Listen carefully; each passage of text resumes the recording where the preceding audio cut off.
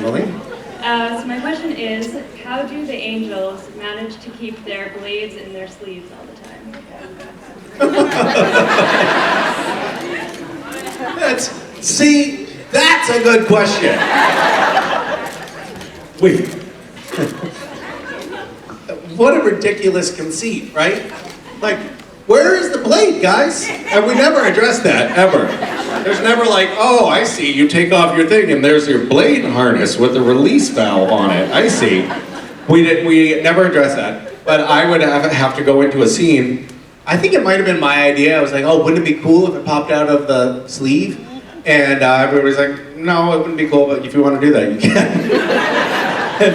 So I would have to hold, I'm trying to see if there's nothing here that'll work as a angel blade.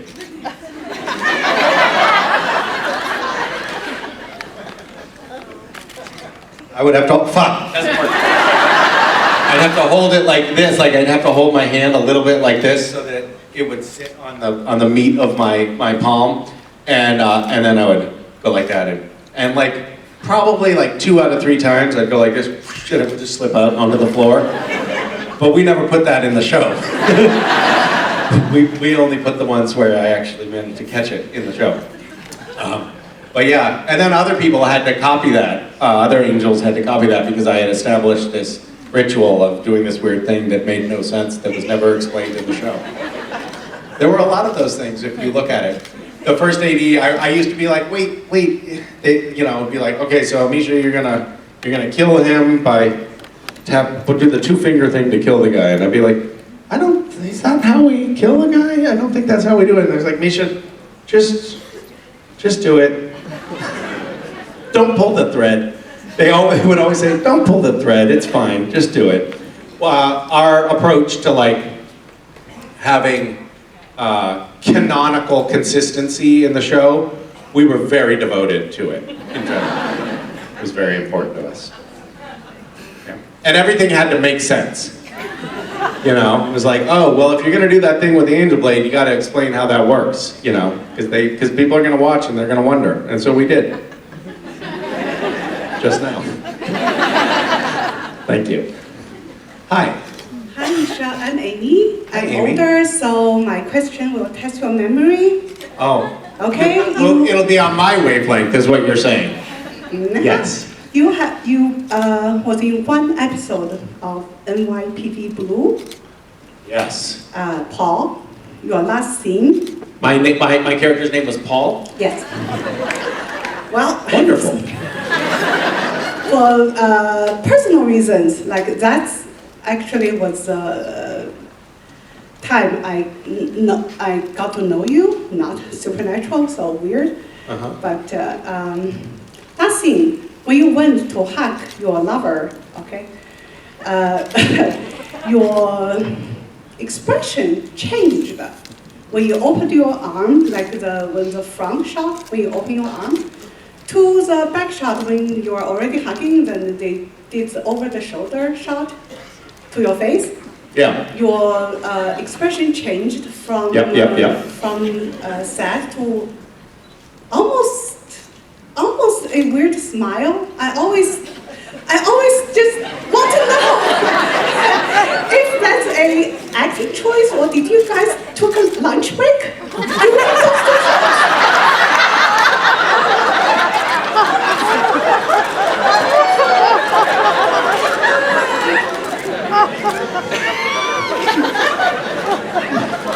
I think it was definitely a choice. It was a choice. It was definitely a choice. That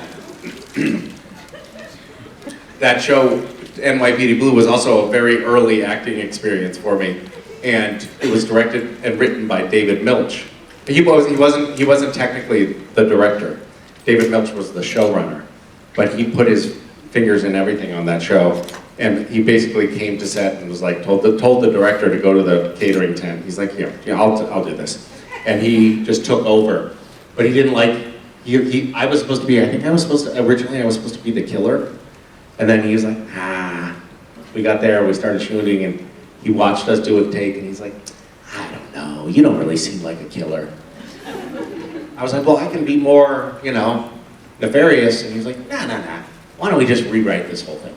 And so, right on the spot, he just rewrote the scenes and totally changed it. And I was like, I was the nice kid who was creepy with his mom. No, you were not. Not how I remember. or saddest, or not hungry, or something. I don't know. So it was a very strange experience, all in all. But I will say, I have no fucking recollection at all. Yeah, that's what That's what you were starting to suspect, I would say. I think.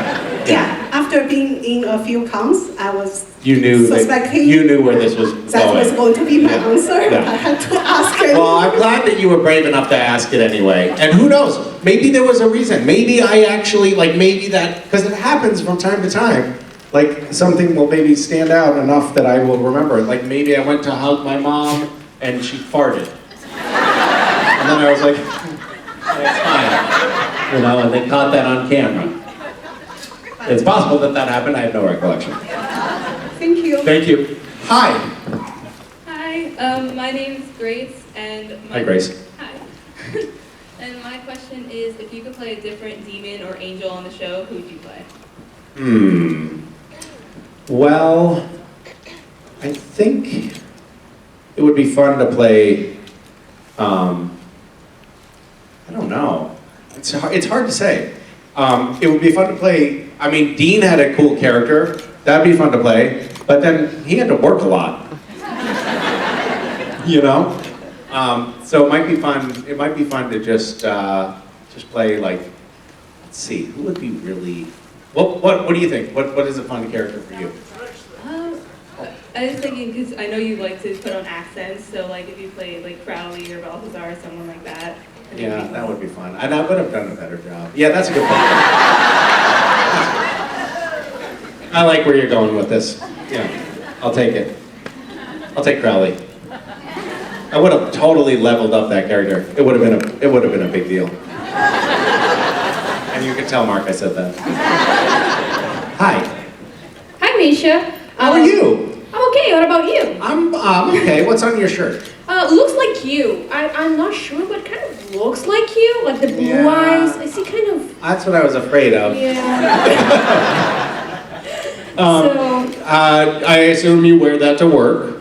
Of course. Yeah, Why not? and you get a lot of positive reactions when you wear it. Yeah. No comment. Yeah. So let's start by saying that I'm from your favorite country in the world, that is Brazil, right? Yes. Right? Yes, that is my favorite country. Oh my God, that's amazing. It's way better than this shithole country, right?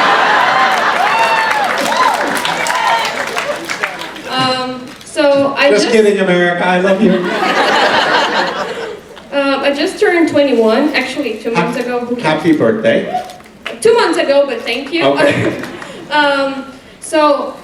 With all your wisdom. Okay, I have a question. I don't have any wisdom, but I have a question for you. So, why is, so for those of you who don't know, Supernatural is very popular in Brazil. Yeah. It's like the national TV show or something. If I post something on social media, it'll be like most of the comments are from people in Brazil. It's kind of crazy. Yeah. I went to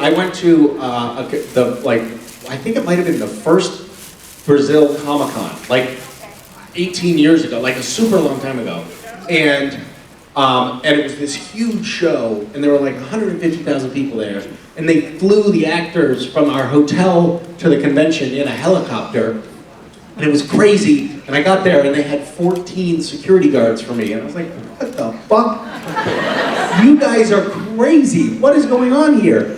And when I go to like a big Comic-Con kind of convention, sometimes I think it's fun just to go walk around and see the vendors and the art and the stuff like that. And people will like take pictures, but if I keep moving, I can like sort of like dodge and weave and make my way through. And I was like, I think I'm gonna go walk around the thing here, guys, and check it out. And they're like, no. And I was like, I'm not gonna go. And I like just went out the door. And these 14 guys like came like, no! Holy shit! So they had these like security stanchions, like if they have at a concert or something, like those big metal police barricade kind of things. And people were just climbing over those and knocking them over, like these just crowds of people were crushing in, and not being like, oh my God, hi! They were like grabbing onto me and not letting go. And these security guards were doing like jujitsu to get their arms off of me. And I was like, then they made this like V formation and started just like grabbing me, and like they did out with Trump after he got shot in the ear. They were like, I couldn't fucking believe it. It was crazy. So what is going on? So, as I was saying, with all of your wisdom, right? Oh no, I mean, sorry, okay. I got distracted by your blue eyes, I'm sorry. So I don't know, but we're obsessed over you, mainly. Like, from all the cast members, we are over you. I don't know. Well, I have to say, I mean, it makes sense. I get it. Okay, so what's your question? Alright. As I was saying, with all of your wisdom, right? Is there any advice you wish you could give to your 21 years old version of yourself? Like something you wish you'd done differently, or something that, just, you're gonna mess up, just fuck it. I think I have so much advice for my I wish I could get my hand on that fucker. Things would have been so much better if I could have found him and tell him. There are people who are wiser and who have gone through this before. Find mentors, find people to lean on who actually have wisdom and extract it for them. Don't figure everything out on your own. There is an entire history of human civilization that came before you, and people have figured a lot of shit out, so find them and get their wisdom from them. That's one thing. 2, life is long. I remember when I was 21, I always thought like, oh my God, the next 6 months, it's like, if I don't figure everything out in the next 6 months, I'm fucked. And the truth is, 6 months is a flash. 6 years is nothing. Time, you have so much more time than you think, which means you can take the time to try things, experiment. A decision that you make now is not permanent. It never is. So you think everything is permanent when you're 21, and in fact, it is not. And the more things you allow yourself to try, the better. And I think it is so important not to get caught in things that you're doing out of obligation, or because you think you have to, or because you think you're supposed to. If you follow your actual bliss, as they say, if you do the things that you love, you're going to be successful at those things. So do the things that you love, and the rewards will come often in ways that you can't predict. But don't do things because you think it's the responsible thing, or it's the thing that you should do. Take risks. You can afford to take risks. It's such a great thing when you're young, like, oh no, I'm gonna run out of money. So then you'll make more money. But like, try something. It's okay. You don't have to have everything taken care of at this point. Go out on a limb, try things, push yourself. It's because on those frontiers, that's when the good stuff happens. And I'll say one other thing that I think is super true, and people really mess this up at all ages, and that is, you never grow from a place of comfort or convenience. You're gonna grow, you're gonna learn, you're gonna evolve when you're struggling, when you're going through hard chapters in life, when you're pushing yourself out of your comfort zone. That's where you grow. So being comfortable is actually not a state to strive for in the long term. You can rest there, but don't stay there. Thank you. That felt like a hug, and I need it. Thank you. Thank you. Hi. My name is Gabriela, and do you recall GISH? I do recall GISH, yes. Do you maybe recall that there was always a task where you had to do a project with dryer lint? With dryer lint, of course I do, yes. Yes.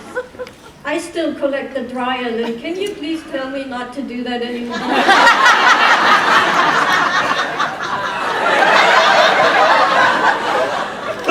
Can you free me from the burden? So, for those of you who don't know, GISH stands for Greatest International Scavenger Hunt, and it was this game. Well, no, so GISH was the original one, which was Greatest International Scavenger Hunt the world has ever seen, but then I just shortened it because It was just too hard, and no one said it right. And eventually, first I thought it was funny, and then I thought it was annoying. Everybody was like, so I do GISH wishes. I was like, it's not GISH wishes. That's not the thing. So anyway, GISH, we did GISH. And it was this game that people played in 100 countries around the world, and there were like thousands of participants, and it was super crazy and super fun, and we broke 8 world records, and it was really an awesome week, and so much creative energy went into it. And I would do things like make people make artwork out of pet hair, or make a portrait of Jensen Ackles using Skittles in a mosaic. Jensen went in, we were filming on location, and Jensen went into this electronics store to buy a charging cable. And he walked in, and there was the checkout counter, and leaning on the customer side of the checkout counter on the floor was this like 3 foot by 3 foot portrait of himself in Skittles. And he walked up and he was like, "What the fuck?" And the person on the other side of the counter was like, "Oh my God! Oh my God!" And apparently these were gishers that were working in the store, and when there weren't any customers there, they were like gluing Skittles onto this thing. When Jensen walked in, out of the blue, they were like, So anyway, but one of the things that we did also was we did things with dryer lint, and you had to create art with dryer lint typically, and you're still collecting it because I have hinted that maybe one day GISH will come back, and you have been unable to let this dryer lint go. Where have you been storing it? In a bucket. In a bucket? Bucket for dryer lint. So a bucket is such a small volume in my mind. How big is your bucket? Oh, it compresses really well. So you've got like 5 years of dryer lint in that bucket? Isn't that a fire hazard? Listen, I would love to release you from this burden. I'm not somebody who likes clutter in general. I bristle at it. I think it's nice to have a zen environment. But you should keep collecting your trash. Keep it up. See if your neighbors have any. Hello. Hello. How are you? I'm well. How are you? Good. So before I ask my question, I just want to say, back to the possessed butt plug, color, make, model. Just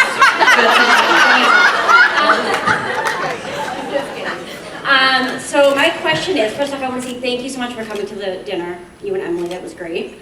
Thanks for having us. But I do have a grievance. Oh, fuck. Where the fuck is my apocalypse prize that I still haven't received from 9 months ago? Which is your prize?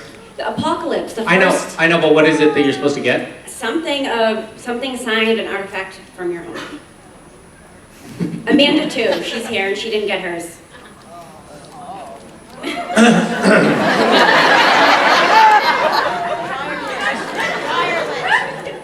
I have some dryer lint for you.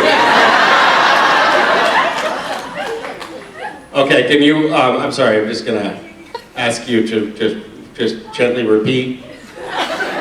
All of room 13 from the Antisocial didn't Yeah. receive our Apocalypse Prize. And it's been about, what, 8 months, Amanda? Something like that? 6 months? 6 months? Yeah. You've been reminded a few times too, so. Wait, Misha, is this the one you said just should get the autographed Nilla wafers? Yeah, oh yeah, okay, there you go, we sign that. We'll just get this done right now. I'm so sorry, this is on me. He said, bring the Nilla wafers. I said, I forgot several shows. I don't know how long it's been, about 8 months? I keep forgetting to bring the Nilla wafers. And then, what's your name? Crystal. Let's just personalize it for Crystal. I mean, after all.